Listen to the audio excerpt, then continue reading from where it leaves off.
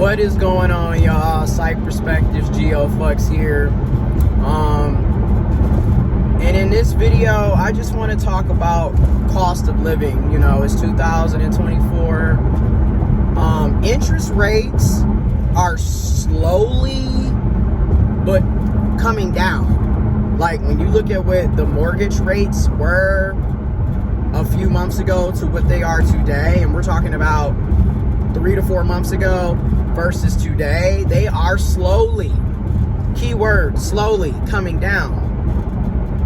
And there's a lot of discussion around foreclosure as it pertains to the housing market. If you don't know, I've been working in the mortgage industry now going on 5 years come March 4th of this year.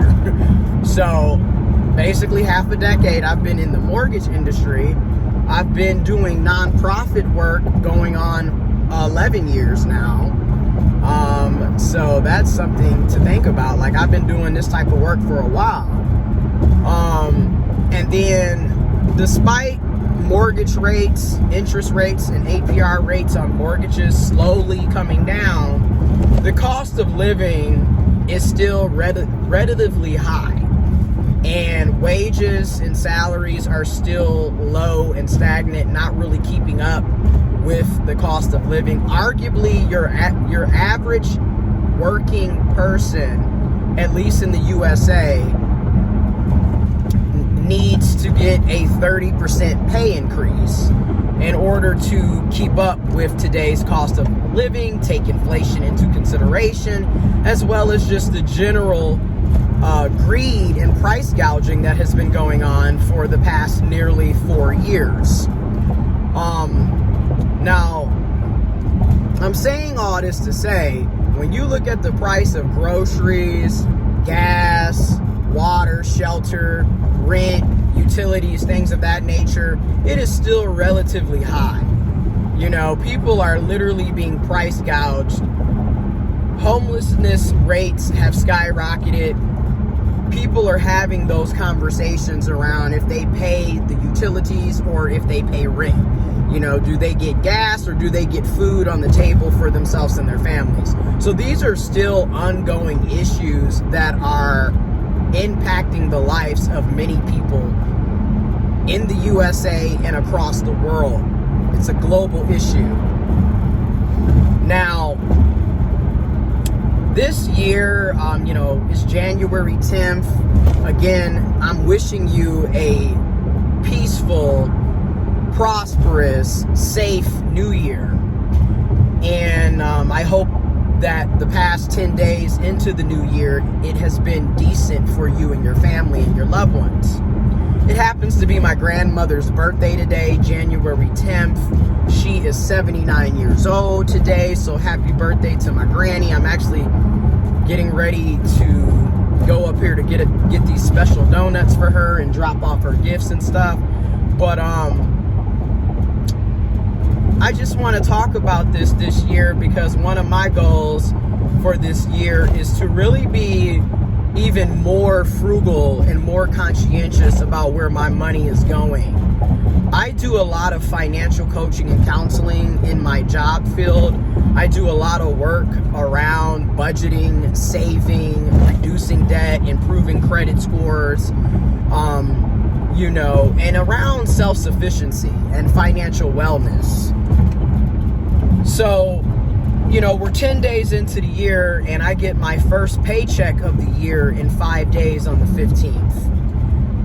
Which brings me to the number one aspect when it comes to creating a budget is you need to know how much income is coming in. You need to be able to pinpoint when you're getting paid. For those of us that get paid bi-weekly, every 2 weeks, to those of us that get paid bi-monthly. And bi-weekly and bi-monthly sound the same, but they're not. If you're bi-weekly, you're going to get paid roughly 26 paychecks a year. If you're bi-monthly, you're going to get paid 24 paychecks roughly a year. And what I mean by bi-weekly, basically, every 2 weeks on a Friday is going to be your pay period, for example.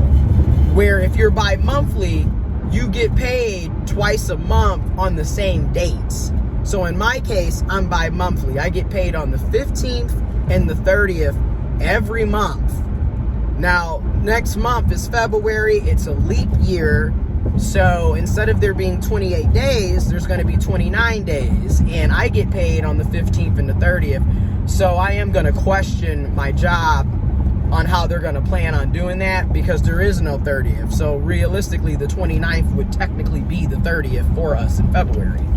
And again, it's a leap year, so there's an extra day.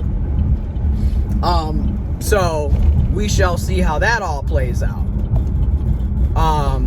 You know, but you want to be able to pinpoint your income and when it's coming in and when you're getting paid.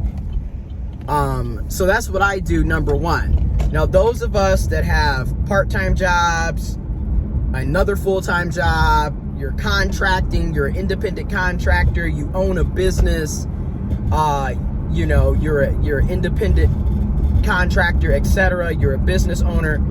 You got multiple streams of revenue coming in. You need to be able to pinpoint when that revenue, when that income is coming in. From there, you need to consider making a budget to look at what your expenses are. What are your bills and responsibilities for the month?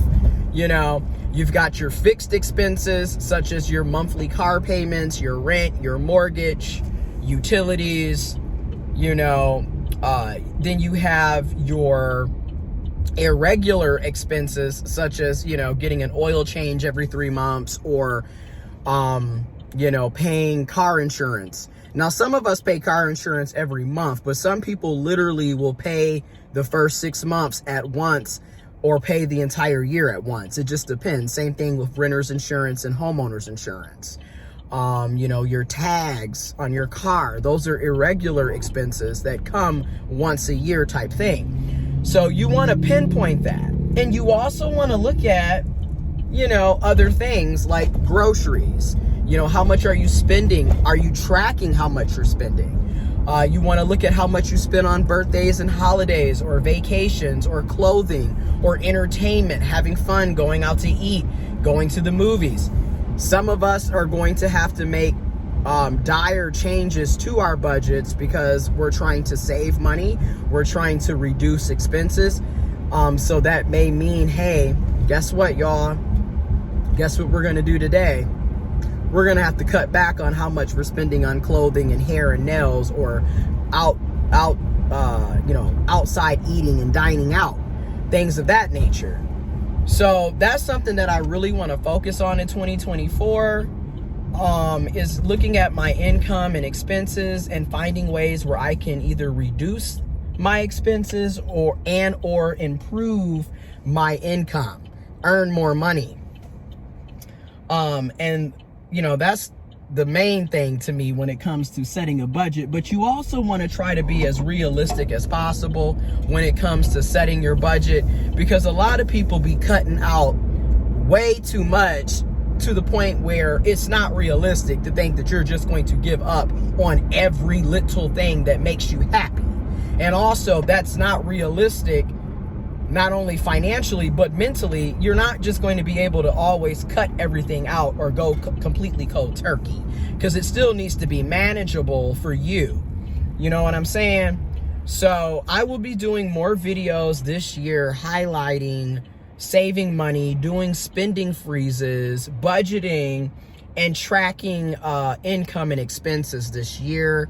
And if you would like to join me on this financial wellness 2024 mission, feel free to join me. I will be doing more videos discussing this. I do this a lot for the clients that I serve and work with. So I will definitely be doing a lot more videos like this.